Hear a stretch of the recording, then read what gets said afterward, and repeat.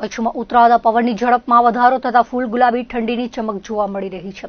ખાસ કરીને મોડી સાંજથી મધ્યાહન સુધી વાતાવરણમાં ફૂલ ગુલાબી ઠંડક વર્તાઈ હતી. જોકે બપોરના સમયમાં વાતાવરણમાં ગરમ હુંફાળું બનતા મિશ્ર ઋતુ અનુભવાઈ રહી છે. રાજ્યના સૌથી ઠંડા મથક તરીકે મોખરાના સ્થાને કચ્છનું નલિયા યથાવત રહ્યું છે. આજે નલિયાનું ન્યૂનતમ તાપમાન 11 ડિગ્રી નોંધાયું હતું, જ્યારે જિલ્લા મથક ભુજનું 14.7 અને કંડલાનું 16.6 ડિગ્રી લઘુત્તમ તાપમાન નોંધાયું હતું. હવામાન વિભાગના સાપ્તાહિક વર્તારા અનુસાર આવનાર દિવસો દરમિયાન કચ્છમાં તાપમાનમાં સામાન્ય વધઘટ સાથે ઠંડી યથાવત રહેશે. વાતાવરણમાં કોઈ મોટા બદલાવની શક્યતા નથી. ડિસેમ્બર મહિનાના મધ્યભાગથી ઠંડી વધવાની સંભાવના હવામાન શાસ્ત્રીઓ વ્યક્ત કરી રહ્યા છે. નખત્રાણા તાલુકાના વિભાપર ગામે જિલ્લા કલેક્ટર આનંદ પટેલે દફતરી મુલાકાત કરી હતી અને લોકોની મુશ્કેલીઓ અંગે ખબર અંતર પૂછ્યા હતા. ગામમાં ક્યાં પણ ગૌચર ઉપર દબાણ કે સરકારી જમીન ઉપર દબાણ ન કરવા સૂચના આપી હતી. ગામમાં ગૌચર જમીન કેટલી છે તે અંગે પણ વિસ્તૃત માહિતી મેળવી હતી. ગામમાં શાળા, આંગણવાડી, પાણી, સફાઈ વગેરેના પ્રશ્નો અંગે લોકોને સાંભળ્યા હતા. કલેક્ટરનું સન્માન કરવામાં આવ્યું હતું. સરપંચ ગંગારામ પટેલના પ્રાકૃતિક ખેતીના ફાર્મની મુલાકાત કરી સરપંચની પ્રાકૃતિક તરફની પહેલને બિરદાવી હતી. 2017થી પ્રાકૃતિક ખેતી કરતા ગંગારામ પટેલે વિવિધ સંપોની જિલ્લા કલેક્ટર સાથે મુલાકાત કરાવી નિરીક્ષણ કર્યું હતું. કોઈ પણ રાસાયણિક ખાતર વગર, કેમિકલ વગર, દવા છંટકાવ વગર તેઓ અહીં પ્રાકૃતિક ખેતી કરી રહ્યા છે. જે ખેતીને જોઈને ખેડૂતો પણ પ્રાકૃતિક ખેતી તરફ વળે તો ભયંકર ફેલાતા રોગચાળામાંથી માણસ બચી શકે. ગાય આધારિત ખેતી કરતા સરપંચની કામગીરીની સરાહના કરી હતી.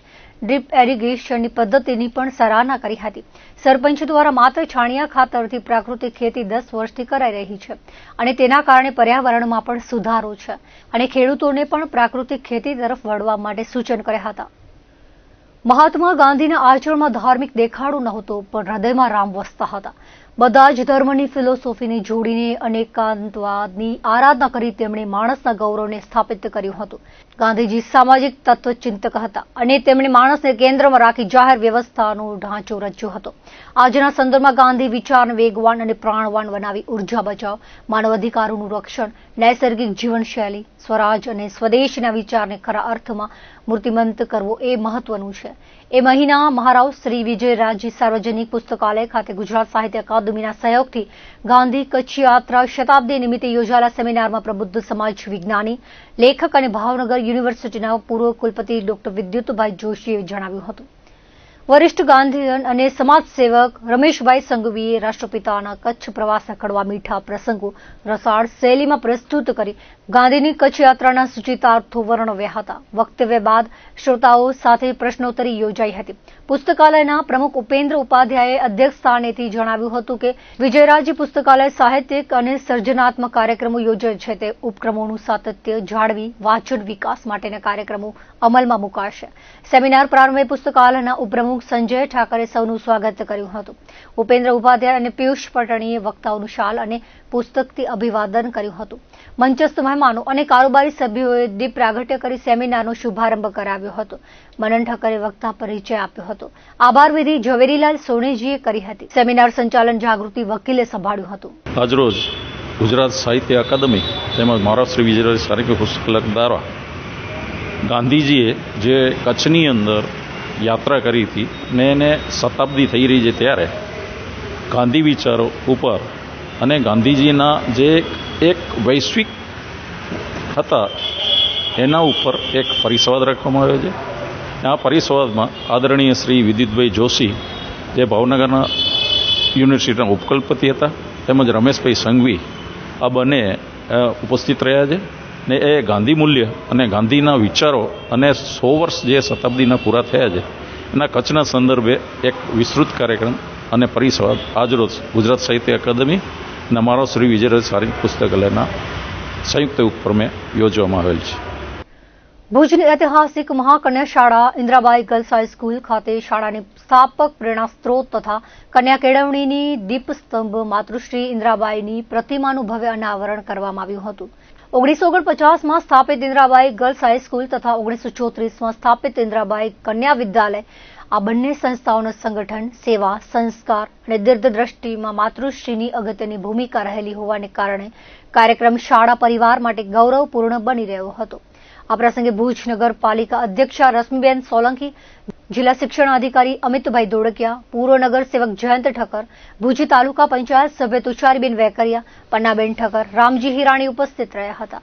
કાર્યક્રમની શરૂઆતમાં અધ્યક્ષે રેશમી વસ્ત્ર અને ફૂલહાર સાથે માતૃશ્રી ઇન્દ્રાબાઈની પ્રતિમાનું અનાવરણ કર્યું હતું.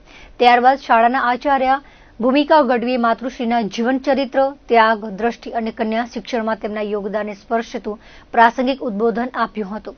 મહેમાનોનું શાલ અને પુસ્તક દ્વારા ભાવથી સ્વાગત કરવામાં આવ્યું હતું. પ્રતિમા દાતા અને માતૃશ્રીના પૌત્ર વતી નરેન્દ્ર રામાનુજીએ આભાર વ્યક્ત કરીને પ્રતિમાને ફૂલહાર અર્પણ કર્યા હતા. જિલ્લા શિક્ષણ અધિકારી ભુજ વતી અમિત ધોળકિયાએ તેમજ તાલુકા પંચાયત વતી તુષારીબેન વેકરિયાએ પ્રેરણાદાયી વક્તવ્ય આપીને માતૃશ્રીના આદર્શોને શાળાના ભવિષ્ય સાથે સાંકળ્યા હતા. અધ્યક્ષ સંબોધન દરમિયાન રશ્મિબેન સોલંકીએ શાળાના વિકાસ, માતૃશ્રીના મૂલ્યો અને કન્યા શિક્ષણની અગત્યતાને વિસ્તૃત રીતે રજૂ કરી હતી. સમગ્ર શાળા પરિવાર, ભૂતપૂર્વ આચાર્યો, ભૂતપૂર્વ શિક્ષકો તથા ભૂતપૂર્વ વિદ્યાર્થીનીઓએ પ્રતિમાને પુષ્પાંજલિ અર્પણ કરીને કૃતજ્ઞતા વ્યક્ત કરી હતી. શાળા પરિસરની સુશોભન અને કાર્યક્રમની વ્યવસ્થામાં નીલોત્તમાબેન ઠક્કર, મીરાબા વસણ, રશ્મિતાબેન મુંગરા, જલ્પાબેન ગોર, અંકિતાબેન પટેલ અને પિયુષભાઈ પરમાર સહિત સમગ્ર સ્ટાફનો નોંધપાત્ર ફાળો રહ્યો હતો. પ્રતિમા અનાવરણ પ્રસંગે ખાસ મુલાકાતમાં શાળાના આચાર્ય ભૂમિકાબેન ગઢવીએ જણાવ્યું હતું કે તેમને ઇન્દ્રાબાઈ ગર્લ્સ હાઈસ્કૂલમાં અભ્યાસ કરી અને તેમાં જ અત્યારે આચાર્ય તરીકે કાર્ય કરવાનું સદભાગ્ય મળ્યું છે. માતૃશ્રી ઇન્દ્રાબાઈની પ્રતિમા મૂકવા માટે તેમના પૌત્ર રસિક શાહની ખૂબ જ ઈચ્છા હતી, જે આજે સૌના પ્રયાસોથી અને તેમના દાનથી મૂર્તિમંત થઈ છે. આજે અમારા માટે અનેરો અવસર છે અને મારું પણ સદભાગ્ય છે જે આ મોકો મારા ભાગમાં આવેલો છે. હું પોતે ઇન્દ્રાબાઈ ગર્લ્સ હાઈસ્કૂલમાં અત્યારે આચાર્ય તરીકે ફરજ બજાવું છું. આજરોજ જે 1949માં ઇન્દ્રાબાઈની સ્થાપના થઈ હતી તે માતૃશ્રી ઇન્દ્રાબાઈના સ્ટેચ્યુનું આજે અનાવરણનો કાર્યક્રમ રાખેલો હતો, જે એમના પૌત્ર કહી શકીએ રસિકભાઈ થાવર, જેમની એ બહુ જ ઈચ્છા હતી કે માતૃશ્રી ઇન્દ્રાબાઈનું સ્ટેચ્યુ અહીંયા કણે આપણે પ્રસ્થાપિત, અહીંયા કણે બારેની સ્થાપના કરવી જોઈએ.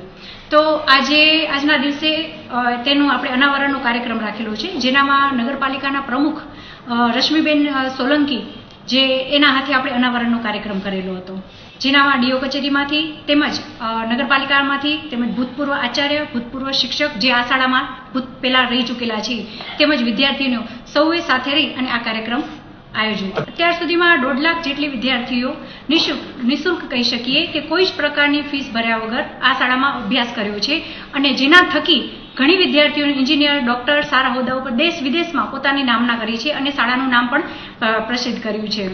અને બીજું કહીએ તો આ શાળાને ગત સાલ જ 75 વર્ષ પૂરા થયા હતા, જેની પણ અમે ખૂબ ધામધૂમપૂર્વક ઉજવણી કરેલી હતી.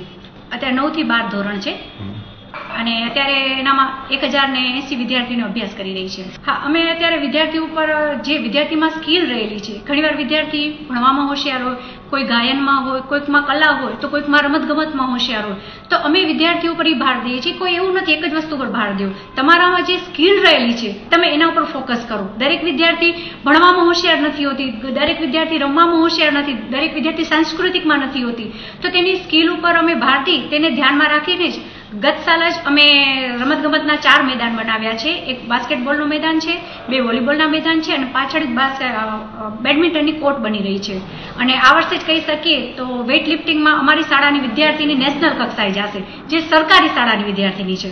અને આટલા વર્ષોમાં કહીએ તો પહેલી વખત કચ્છની સરકારી શાળામાં બાસ્કેટબોલની ખેલ મહાકુંભની મેચ અહીંયા કને અમારી સ્કૂલમાં રાખવામાં આવેલી હતી. અત્યાર સુધીમાં કોઈ પણ સરકારી શાળામાં ખેલ મહાકુંભની કોઈ ગેમ અહીંયા રાખવામાં નથી આવી, જે અમારી શાળામાં હમણાં અઠવાડિયા પહેલા જ રાખવામાં આવેલી હતી, જેને આ તક બારે નથી મળતી. જેમ કે ખાનગી શાળાની વિદ્યાર્થીઓ છે એ આર્થિક રીતે સુખી સંપન્ન નોર્મલી હોય છે કે બારે પણ કોચિંગના માધ્યમ દ્વારા એ એક્સ્ટ્રા અભ્યાસ કરી શકતી હોય છે, જ્યારે અમારી વિદ્યાર્થીઓને એવી છે કે જો મોટાભાગની નથી ટ્યુશન જાતી, નથી કોઈ સ્પોર્ટ્સને લગતા કે સાંસ્કૃતિકને લગતા કે સંગીતને લગતા એક્સ્ટ્રા ક્લાસ લેતી હોય, તો અમે મેક્સિમમ પ્રયાસ કરીએ છીએ કે એ વિદ્યાર્થીઓને શાળા સમય દરમિયાન જ આ બધું પ્લેટફોર્મ એને મળી રહે.